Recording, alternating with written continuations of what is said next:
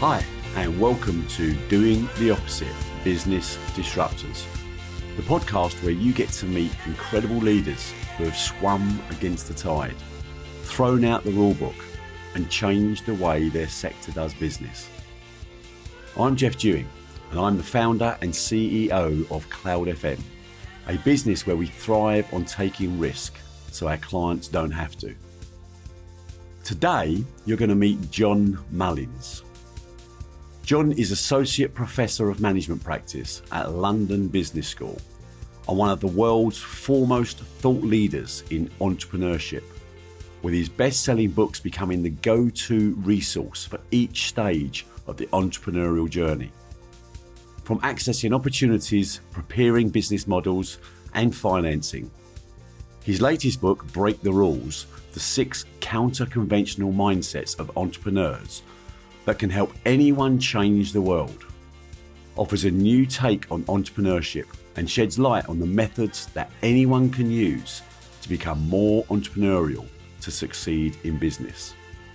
Reading John's journey demonstrates our aligned thought process in doing things differently or doing the opposite, which highlights the real pinnacle of purpose for me.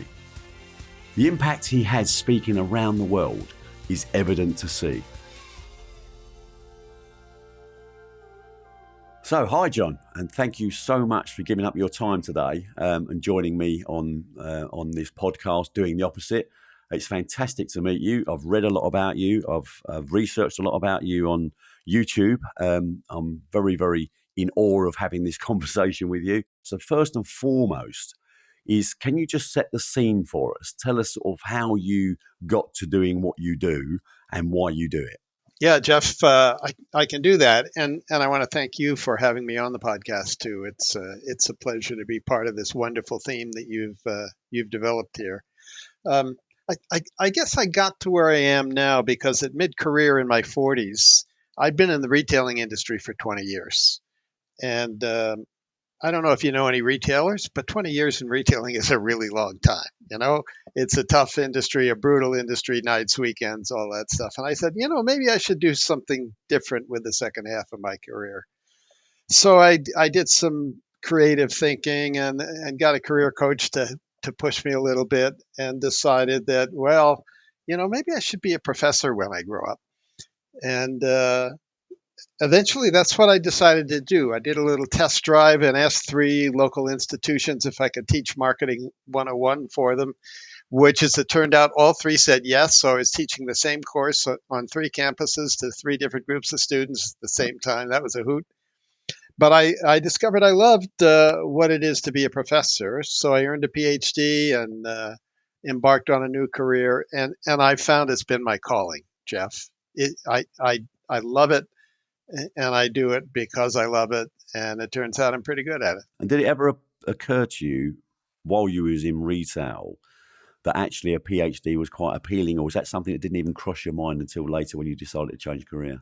Never crossed my mind. Wow. I had no idea I would do a PhD, but once I decided I wanted to be a professor, then it became clear that if I wanted to really be a professor, really go for it and do it right, that I should do that. So I spent 2 years, 8 months, and 15 days doing it, as it turned out. and that's a lot of commitment when you don't know what's on the other side, right? Absolutely. Yep. I mean, we work in retail, so yes, we do understand how emotionally driven it is and how challenging it can be at all levels of retail, whether it be fast food, restaurants, shops, and so on. But I mean, during that journey, what was it what sort of happened that made you radically think so different, other than that one sort of question one day, shall I do something different? I'd spent 7 years with a big supermarket chain in Chicago called Jewel, then joined a very small company in California called Gap, which was really a fantastic experience. I was at Gap during the early stages of its growth, and we grew it from 100 to 400 stores in 3 years in the U.S., and that had been a phenomenal experience. But when Gap got a little bigger, it began to feel a little more bureaucratic, as you might guess. It needed to be. You need systems and things to make a bigger company run well. and it got to be a little less fun. But I said, I've learned some things here. Maybe I could do this on my own. And I wasn't the only one at the time who left Gap and set out on his or her own path. So after Gap, I did two startups. One of them a very small business with a friend that lasted 11 or 12 years, and the other one that grew a chain of fresh pasta stores to 15 stores in Denver and Chicago. But then we failed. Um, and I hadn't failed before in my lifetime. I'd been pretty good at school. I'd been pretty good at sports. I was pretty good at music. I was pretty good at stuff. Like many people. And it hit me hard. I think to have this. I viewed.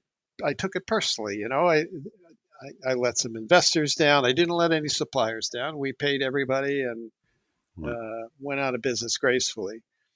But it occurred to me that I just wasn't learning anything more, and I wasn't learning much. I was in a bit of a rut, and I needed to do something different. And it took a year or two to really figure out what that was. But you know, but that's how it happened. And to be honest with you, Jeff, I think it was in my genes to be a teacher. I come from a family of educators. Uh, but I just hadn't paid any attention to that. I'd always liked in my retailing days working with words and working with people and coaching people and stuff like that. Um, and all those things just came together and said, "Gee, maybe I should put these skills I have to a different purpose." And what was the primary reason for the failure of that business?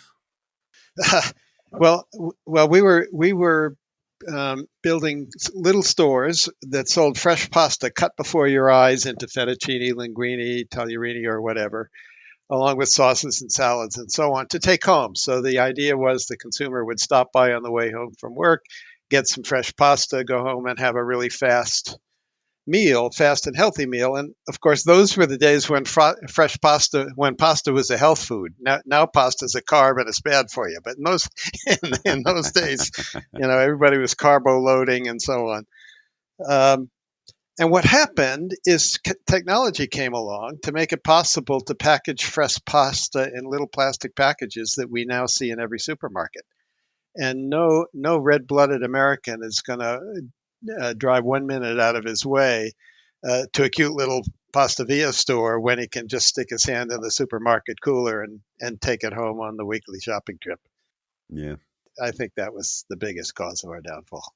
I guess from a leadership perspective, I mean, one of the things that the leadership environment, certainly in the UK, I'm sure across the world, will always state is that that failure is probably the biggest lessons you learn, because that's how you learn, right? You learn, and we don't use the word failure in our business. We use the word learn. It's education, it's learning, and as long as you don't fail the same thing twice, but generally that's how you become creative. And if you have a fear of failure, then you don't learn very much. So I guess there were some lessons that you took out of that in that whole process. Back to what you said, and you say during your talks that you're not just an advisor and a professor on business entrepreneurship. You've actually run the train. You've driven the train. So you've experienced it all firsthand, which acts as not just about credibility, I guess, but at least people can say, well, look, this is not a guy that's just purely academic. He's lived the pain as well. Yeah, yeah, and I think that helps me do what I do better, because I understand what my student or my executive, typically an entrepreneur, is going through. I've been there, and I think I can deliver tools to help them grow their businesses and survive and reach their dreams. So beyond the element of business studies, business understanding, MBAs, and all the various sort of academia that we go through to learn about business and running a business and starting a business, what are what would you say the other key ingredients are for any entrepreneur? What would you say their attitude has to be? What is it that drives? What's the biggest differentiator between success and failure, other than the obvious issues of cash and all the other bits and pieces that go with it? What is it about the person, the individual? there are a lot of things that lead to entrepreneurial success, and you've mentioned two of them. Cash, you got to figure that out, and the second is having the right people on the bus, as Jim Collins calls it. You got to have the right team. But but one of the things I've discovered over the years that I've now been in this second career is that entrepreneurs are fundamentally different from other successful business people. And so recently I set out to try and figure out exactly what those differences are. And I discovered it's in their mindset. And the mindset is that which connects what you think and what you observe that happens around you with how you respond or act on what comes your way. And I've discovered there are six entrepreneurial mindsets uh, that frankly fly in the face of what we teach in business schools like mine and run pretty much counter to what big businesses do or teach their people to do. And I think these six mindsets are what really distinguish those entrepreneurs that build fantastic businesses from other very successful business people who do things differently. And in a way, my career change was an example of one of them. I didn't know if I'd be a good professor. I didn't know if I could meet the research uh, requirements of the professorial role. I didn't really know if I'd turn out to be a good teacher. But I said, you know what? Yes, I can do that. I'll figure out how. And that's one big thing that entrepreneurs do that's different from big companies. Big companies are told they should stick to their knitting. You have to build on your core competencies. You take what you're good at and you do more of that. And if another opportunity comes along that's different, they're taught to, well, no, you shouldn't do that. Stick to your knitting. But entrepreneurs, they say, yeah, we can do that. And then they go back to their office and they go, holy cow, how the hell am I going to deliver on what I just committed? Well, there's a great saying that I like to use is entrepreneurs is they bite off more than they can chew and learn very, very quickly how to chew. That's a nice way to Yeah, put it. Yeah. that's great. So tell me, during your career now of being a professor and teaching students and engaging students of all types, all sizes, and all age, I mean, what sort of feedback do you get? What feedback will you get from those students, either verbally or in terms of seeing them start their businesses and seeing their success or their failure? I think the biggest and most direct feedback I get, Jeff, is that the programs I run, so at London Business School, we do a lot of programs for two global organizations of entrepreneurs. One's called the Young Presidents Organization. The other's called the Entrepreneurs Organization. And what happens is we run a program, and they come and they get some tools from us, and they go back and put those tools to work, and then they come back the next year for more tools. So unlike almost all other exec ed around the world, where you do it once and you say, okay, I'm done, they keep coming back for more. And I think that's the biggest validation I get. And then there's the validation of the fantastic progress their businesses make. They transform themselves often as a result of what we can give them in an ordinary classroom. It's truly remarkable. And what about when you do some of the things that are perhaps not true to form or not logical in a non-entrepreneur's mind for someone's trying to become an entrepreneur?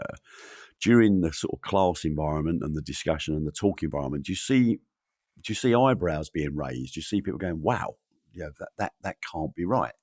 Do you get those sort of feelings and those responses as well? All the time. So I'm a teacher that teaches with case studies on real companies of real entrepreneurs, and there are case studies that I've developed over time, more than 50 of them, and all those case studies uh, have a decision that has to be made at the end of the case study. Should you go north or should you go south? Should you start the business? Should you not start the business? Um, and they're all decisions about which there really isn't a right answer, where it was a really tough call that the entrepreneur faced. And the classroom will be divided. Half the people say, he should go north, and the other half will say he should go south. Some may say he ought to fold his tent, who knows? And out of those conversations comes a lot of learning because people see how each other, the students who are entrepreneurs in the room, see that other people view the same information differently. They view it through maybe a structured lens that helps them pick it apart and organize sometimes scattered information. So yeah, I see those. I call them aha moments. I see those aha moments all the time. Right. Yeah. Because I guess that's one of the things I love the most, because I do a bit of keynote, and it's lovely. The one phrase I've used just to try and create that aha moment is I stand on stage in front of a couple of hundred businesses and potential clients and clients, and I'll say I've never ever met a client that wants to reduce costs, and then I have this long pause. Exactly.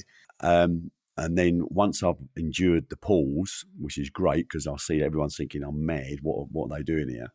I then say, but every client I've met in my entire 40-year career have wanted to control costs, because if you can control them, you can put them up, you can keep them the same, you can put them down. But the key is you need to be able to control costs. And it's just those sort of, and they go, wow, yeah, never thought about it that way. And it's about mindset. It's about the way you think about things and the way in which you address them. Yeah. Mindsets are incredibly powerful tools that we have at our disposal. Yeah, you're right. The other thing I'm interested in, because it's something that I think is more prominent in the US than it is in the UK, maybe even in Europe, but I've run business since I was 24 years old, and my first business lasted for 10 years and then it failed miserably for a number of reasons, which I won't go into now. But I then spent the next 5 years working out what I was going to do, what problem I was going to solve, and so on and so on. But one of the things that was common to me was that it was very lonely at the top, and Yep. trying to get people to, you couldn't really sort of discuss it with your family or your partner or your wife or your brothers and sisters, because you didn't really understand or believe that they had a perspective that was worth listening to without that coming across in the wrong way. And then I joined a group about 6 years ago called Vistage, which is an international group of business leaders. Jim Collins speaks for them. Yep. And I've got to say that's probably the biggest part of my learning in my 40 years has been via being a member of Vistage and having that peer group. And of course, with Vistage comes business coaching and so on and so on. And at no point in the UK does any businessman or entrepreneur, other than those who have had some exposure to it, even dream of the fact of having a business coach. And you sort of sit and think, well, it's one of the most important things. Okay, it's about getting the right coach, but a peer group is just transformational when you can get a true trusting peer group that you can share stuff that you can't share with anybody else, and it's been revolutionary for me. And the only regret I have in life is that I didn't find Vistage or a group like Vistage 20 years earlier. Yep. That's right. And YPO and EO are similar peer learning groups. There's Tech in the US. All of these peer learning groups provide something that entrepreneurs really need, because, as you say, Jeff, it is lonely at the top. Who do you talk to about an employee that's giving you a key employee that's giving you a problem, but is also a great performer? Who do you talk to about some of the audacious changes maybe you're thinking about making in your business that would have impact on those inside the business? I mean, you need peers, and often it's helpful to have a coach. So I think you're right, and almost all of the learning that has led to this book I've written on mindsets called Break the Rules has come from lessons I've learned from YPOers and EOers who've been through this peer learning. Can we share our lessons with one another kind of process? That's where the learning has come from for me. People think academics have all this knowledge that comes from inside their institution that they're going to convey to others outside. It's actually the other way around. All the knowledge is in the real world, right? You guys have the real knowledge. I Yeah. just have to find a way to get my hands on it so I can then codify it and share it with others. Yeah. And again, it's interesting about your new book that our purpose as an organisation is our industry. We surveyed our clients 10 years ago now, and 85% of clients do not trust their service provider, which is a worrying number. Bit of a problem there. Yeah. So, and it's a $200 billion industry just in the UK. It's a huge organisation, a huge industry. So we set out to change that with our technology and visibility and so on. And our purpose is to restore trust in a failing industry by changing the rules. And all we've done is we've said, why do we do what we've always done? because we'll only ever get what we've always had. So how do we rethink? Why do people just default to comfort? And why is it why do people think do the same thing and expect a different result? So that's what's been our biggest driver, and changing the rules. You don't do it for the sake of it, but you really challenge about how people think. It's like this home working. It's like this new environment of the hybrid. People are going, oh no, you can't let people sit at home if you can't watch them. And what if they sit and watch telly all day, or what if they go and sit in the garden and sunbathe? And you're going, guys, that's not what people do. No one gets up in the morning to do a bad job. If you give true trust, 99.9% of people will not let you down, and you'll get the best out of them because they're controlling or influencing their destiny. And therefore they actually become better people for it. And then they start to love what they do. And when they love what they do, they don't work a day in their life. So it's all that, but it's having the courage to behave differently to what we've all been taught. And differences are what make the world go round. Doing the same thing that everybody else is a path to to boredom and failure. Of course. Okay, John, last few minutes now. I'm going to ask you a couple of questions. So if there was only one thing that you could name, only one thing, what would you say you are most grateful for? I'd say I'm most grateful for my family, who have allowed me to move to London when nobody wanted to move to London, to travel all over the world doing workshops for entrepreneurs around the world, which takes me away from my family. Writing books with my head down in my office, and I'm a pretty focused guy. Don't talk to me. I'm writing. I'd say I'm really grateful to Donna and to my daughters Christina and Heather. Yeah. Great answer. And then finally, if there was only one message that you could give us today, based upon your experiences, what you've seen, what you've heard, what you've felt, what single message would you give the audience of this podcast? I'd say don't shy away from breaking the rules. Rules and the way things are done around here, and the way things happened yesterday. All of those things are made to be broken, and if we don't break those rules and change things, our society, our economy, the world is not going to get better, right?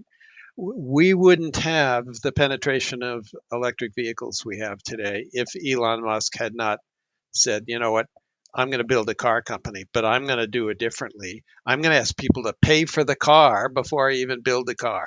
Who would have thought you could do that, right? He sold 100 Roadsters for $100,000 a piece before he built the first one. I know. Breaking the rules and having the courage to do things differently is what's going to take us where we all want to go. Yeah, brilliant. That's a great answer again. Okay, John, listen, it's been absolutely fascinating talking to you today. And again, thank you for the time you've given us today. I really appreciate it. And hopefully, I'm looking forward to getting the book when it becomes available in the UK, because stuff like that, breaking the rules, being disruptive, I mean, that's what gets me out of bed every day, because I love to learn. So thank you very much for your contribution on that. I look forward to it. And hopefully our paths will cross again one day soon. Thank you.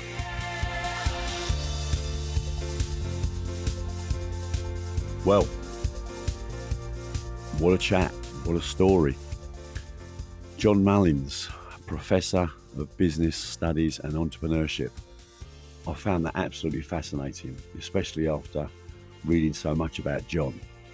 But the bit I liked most was how he is tapped into this ability to teach at a very, very high level, a very academic level, but with the practical knowledge that he's endured himself on how to get people onto the right path, which is mainly driven by mindset. The key is, do you have the mindset? Do you have the mindset to be an entrepreneur? And what I loved most about John was the unbelievable alignment we have on our views of the world and our views on business in changing the rules, breaking the rules. If we're going to evolve as a society, as a human race, we have to try new things. We have to do things differently. We have to break all the rules, and we have to learn to not be fearful of that. We have to have the courage to do things differently. So I really, really enjoyed that chat. And of course, John was in Colorado. It was the beginning of his day for him. And he's going off to do some teaching this afternoon. And I can't wait to meet up with him sometime in the future. Anyway, do listen back to earlier episodes of Doing the Opposite, where you'll hear from guests like Jerome Vanderbilt, who embarked on a journey to repair the world's oceans with new engineered reefs that will generate the solution to our carbon capture. I'm Jeff Dewing, author of the best-selling book Doing the Opposite and CEO of Cloud FM. Cloud FM are changing the rules of our industry and doing the opposite to create best value for our clients. If you'd like to know more, visit our website at cloudfmgroup.com or follow us on LinkedIn. You can also find more about the podcast and my incredible guests at podcast.cloudfmgroup.com. Finally, a big thanks to my team, Nicola Crawshaw at Cloud FM, Thinking Hat PR, and my production team, What Goes On Media, who have helped me create this incredibly popular, disruptive podcast. Thanks for listening.